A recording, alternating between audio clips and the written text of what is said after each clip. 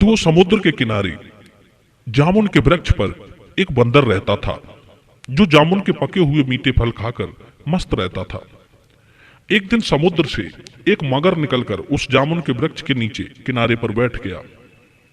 बंदर ने मगर को देखा तो कहने लगा, अरे भाई, आप मेरे घर पधारे हैं, इसलिए आप मेरे अतिथि हैं और अतिथि भगवान के समान माना गया है।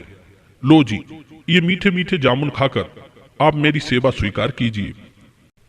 यह कहकर बंदर ने कुछ जामुन के फल नीचे गिरा दिए।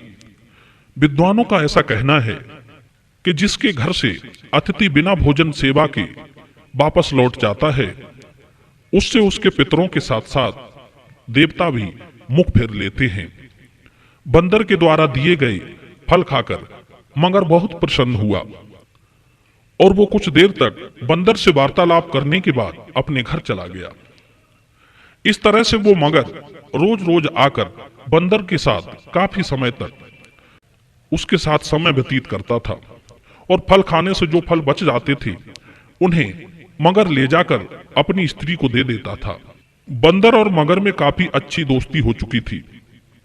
एक दिन मगरी ने पूछा, अजी सुनते हो, इतने स्वादिष्ट जामुन के फल आपको कौन देता है? मगर कहने लगा, हे भीरू, एक बंदर मेरा परम मित्र बन गया है, वही मुझे ये मीठे मीठे फल देता रहता है। मगरी कहने लगी, तब तो रोज रोज ये अमृत तुल्य फल खाकर उस बंदर का दिल भी अमृत तुल्य हो गया होगा।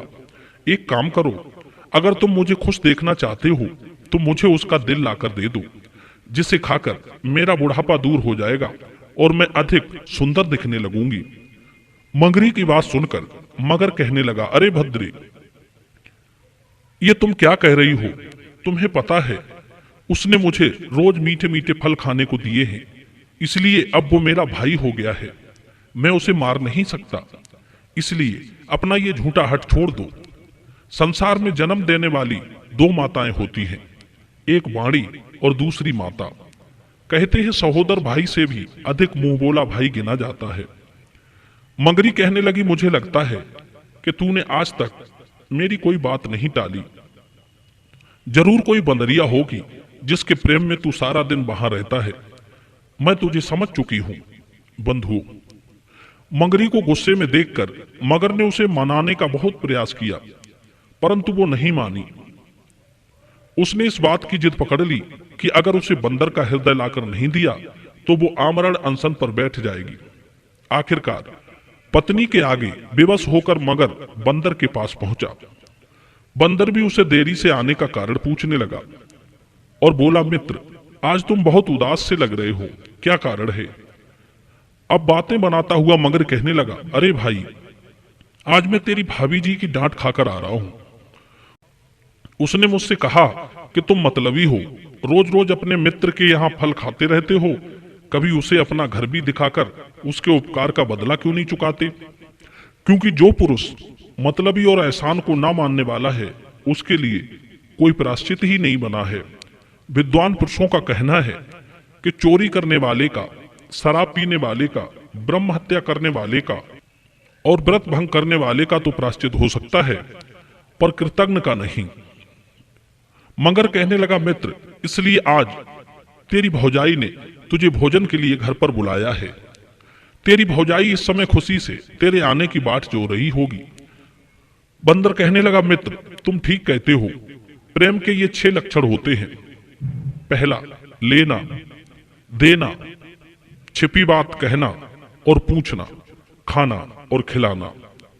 पर हम तो पेड़ों पर रहने वाले हैं और तुम्हारा घर पानी में होगा, तो ऐसे में मैं वहां कैसे जा सकता हूं?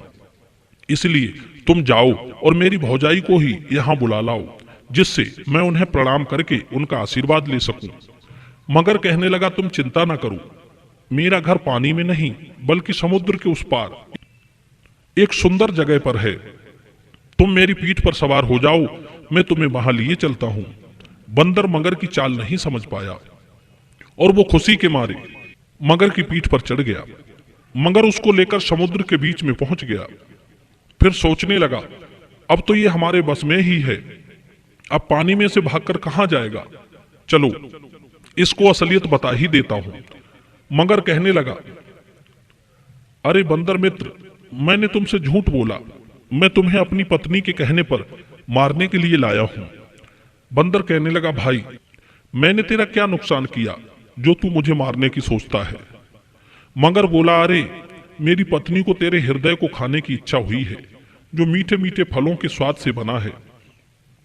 मगर की पूरी चाल को एकदम समझकर बंदर ने अपना धीरज खोए बिना मीठी मीठी बातों में ही कहने लगा, अरे भाई इतनी सी बात है, ये तुमने मुझे वहीं क्यों नहीं बताई, क्योंकि मैं अपना हृदय हमेशा जामुन के पेड़ के खोखले में छिपा कर रखता हूँ। अगर पहले बोलता तो मैं अपना हृदय उठाकर भौजाई को दे देता। तू यहाँ मुझे किस लिए लाया? बंधु, इस प्रकार बंदर की बात सुनकर मगर खुशी से बोला, अगर ऐसी बात है तो तू अपना हृदय मुझे दे दे, जिससे मैं उसे खिलाकर उस दुष्ट पत्नी का अनशन तोड़ सकूं। मैं तुझे उस जामुन के पेड़ के पास लिए चलता हूं। बंधु, इस प्रकार वो मगर बंदर को लेकर उस जामुन के पेड़ के पास लौट आया। बंदर उधर मन ही मन अपने प्राण बचाने के लिए छटपटा रहा था। जैसे ही पेड़ के पास पहुंचा तो बंदर ने लंबी छलांग भरी और पेड़ पर पहुंच गया और गहरी सांस भरते हुए सोचने लगा, चलो प्राण तो बच ही गए। किसी ने ठीक कहा है, अविश्वासी का विश्वास नहीं करना चाहिए और विश्वासी का भी विश्वास नहीं करना चाहिए। विश्वास करने से पैदा हुआ भय मूल को भी काट देता है। शत्रु के साथ संबंध करके भी उसके ऊपर विश्वास ना करें। जो मनुष्य मन में बैर को छुपाए हुए प्रिय बातें करता है, बुद्धिमान पुरुष उस पर विश्वास करके उसके पास ना जाएं। मगर कहने लगा, मित्र अपना हृदय मुझे दे दो, जिससे मैं तेरी भौजाई का अनशन तोड़ सकूं। बंदर ने हंसकर मगर को डांटते हुए कहा, अरे मूर्ख दगाबाज, तुझे धिक्कार है। क्या कभी किसी के दो हृदय होते हैं? जो मेरे पास दो हृदय होंगे? चल भाग यहां से और कभी भी यहां मत आना। कहते हैं, एक बार दुष्टता करने वाले मित्र के साथ जो फिर मेल करता है, वो गर्भ धारण करके जैसे खच्चरी मरती है, उसी तरह वो भी मरता है। कहते हैं, भूखा कौन सा पाप नहीं करता।